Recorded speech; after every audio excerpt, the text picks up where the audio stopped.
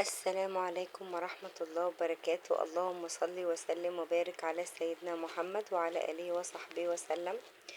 النهاردة بقى ان شاء الله هعمل معاكم فيديو جديد. هنعمل مع بعض قرص طرية. طبعا هنا جايبة ده كيلو من الدقيق نخلاه، وجايبة بقى معاه طبعا ده نص كيلو من اللبن انا غلياه، يعني اللبن ده دافي. ودي كوباية من الزبادي، لو مش حباها تمام مفيش مشكلة. ده خميرة وبيكنج باودر، ودي كوباية من السمنة السايحة، يعني حوالي هي أزيد من 250 جرام، حاجات بسيطة يعني. وطبعا ده شمر على ينسون، أنا جبته من عند العطار، بيدي القرص الطرية ريحة حلوة قوي وبيديها نكهة حلوة جدا. طبعا اول حاجة هعملها في الوصفة دي ان انا هبدأ في الاول خالص هاخد الشمر على اليانسون هطحنهم في الخلاط. طبعا لو انت مش حابة تطحنيهم براحتك، بس انا بحب يعني حبيت ان انا اديهم ضربة كده في الخلاط، ما كنتش حباهم ان هم يبقوا باينين قوي يعني. طبعا ماما لما بتعمل اصلا القرص الطرية هي ما بتطحنهمش، بتحطهم على طول.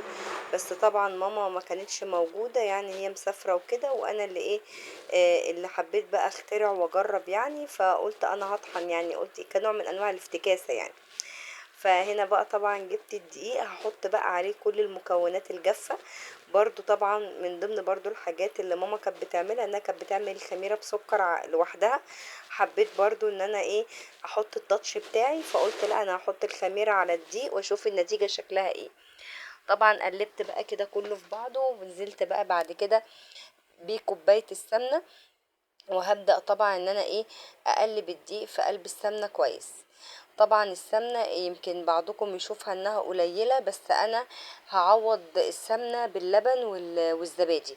وطبعا انا لما دخلت يعني اشوف القرص وكده بتتعمل ازاي، لقيت اغلب الوصفات كانوا كاتبين في المقادير ان هي بتاخد كوباية سمنة، مع ان في العادي ماما بتعمل الكيلو نص كيلو سمنة. فانا جربت برضو زي ايه زي الطريقة اللي انا شفتها على يعني على النت وكده. فهنا طبعا نزلت كمان بكوباية الزبادي. طبعا الزبادي هنا بيدي طراوة للقرص، انا عايزاها طرية. وهبدأ بقى ان انا انزل بنص كيلو اللبن. طبعا هنزل باللبن بالتدريج.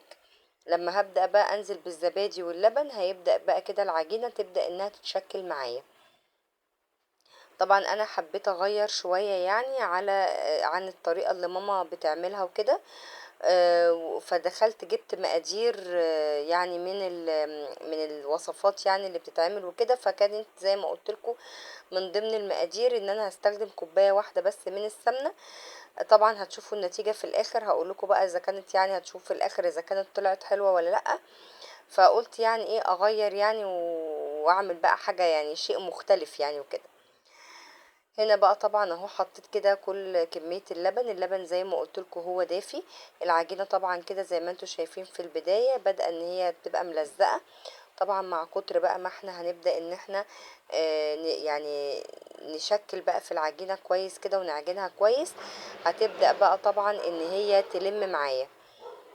هنا بقى طبعا زي ما انتم شايفين طبعا انا مسرعه الفيديو، يعني انا مش بعمل بالسرعه اللي انتم متخيلينها دي، انا كنت بنهج اصلا. لان يعني مفيش عجان، فانا اللي بقيت ايه بعجن يعني بايدي وكده. فانا حبيت ان انا اسرع الفيديو، انما اساسا قبل تسريع الفيديو كنت بصراحه شغاله بطيء يعني. زي ما انتم شايفين كده اهو العجينه بقى بدات انها خلاص تتشكل معايا.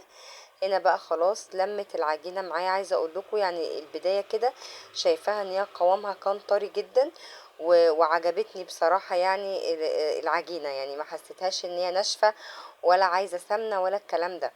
عشان انا بصراحه مقلقه، يعني كنت مقلقه من كوبايه السمنه اللي انا هحطها، لان أنا كنت دايما بشوف ماما بتحط للكيلو دي نص كيلو سمنه.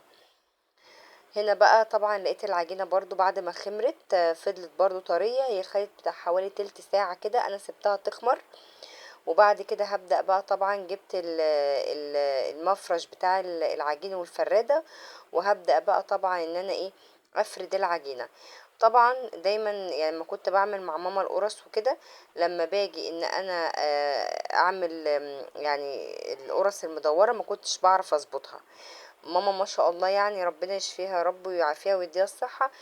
كانت بتعرف تعمل الدوران بتاع الكحك والقرص مظبوط. فانا طبعا علشان ما تطلعش معايا بايظة قوي، قلت طب انا هستخدم كوباية، ان انا افرد العجينة واقطع العجينة بكوباية.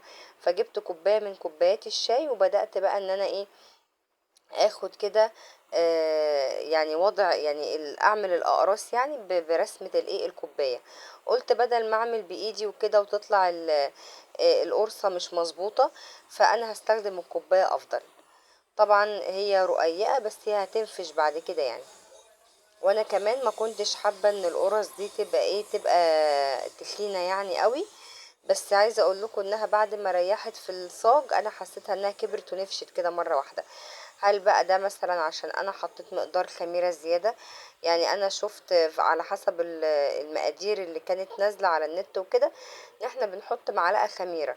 بس كانت المعلقه دي المقدار نص كيلو دقيق تقريبا يعني، لان شفت وصفات كتير. فانا قلت لا، انا هحط كيس الايه الخميره كله، كيس البيكنج باودر، وزي ما تيجي تيجي يعني. يعني بصوا دايما بتلاقوني انا لما بعمل معاكم الحاجة بحس ان انا بعملها بالبركة وزي ما تطلع تطلع. فبس يعني النتيجة الحمد لله كانت يعني الى حد ما معقولة، بالنسبة ان انا جازفت وعملت قرص طرية لوحدي يعني. يعني الحمد لله ما كانتش وحشة يعني. هنا بقى طبعا زي ما انتوا شايفين، طبعا طريقة الكوباية دي اسهل لو حد ما بيعرفش زي حالاتي يقرص العجين على ايده يعني. هنا بقى طبعا كان في صاج جنبي، فبدأت ان انا ايه اعمل وارص فيه، وجبت طبعا كمان صينية من صواني الفرن كملت فيها.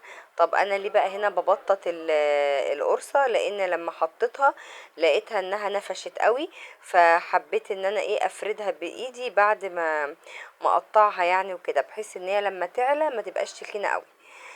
طبعا ده بقى الشكل النهائي بقى اهو. طلعت معايا صاجين وصينيتين كده وكام واحدة كده كانت على مفرش العجين. هنا بقى طبعا هبدأ بقى ايه، قلت اعمل بقى منظر كده، فاجيب شوكة وابدأ بقى ان انا ايه ادي منظر بالشوكة يعني. طبعا انا اديت منظر لان انا عاملاها سادة. انا بصراحة بعشق القرص ام عجوة، ما بحبش القرص السادة، بس انا عشان بابا هو اللي كان طالبها يعني فانا عملتها له كده. وده بقى الشكل النهائي. عايزه اقول لكم والله طلعت طريه، وعايزه اقول لكم هشه جدا من جوه يعني. انا هفتح معاكم واحده اهو دلوقتي. فاتمنى بقى لو انا فلحت يعني هي كده وعملت القرص كويسه، اتمنى ان انتوا تشجعوني وتشتركوا في القناه وتفعلوا الجرس عشان يوصل لكم كل جديد. واشوفكم ان شاء الله باذن الله في فيديو جديد، والسلام عليكم ورحمه الله وبركاته.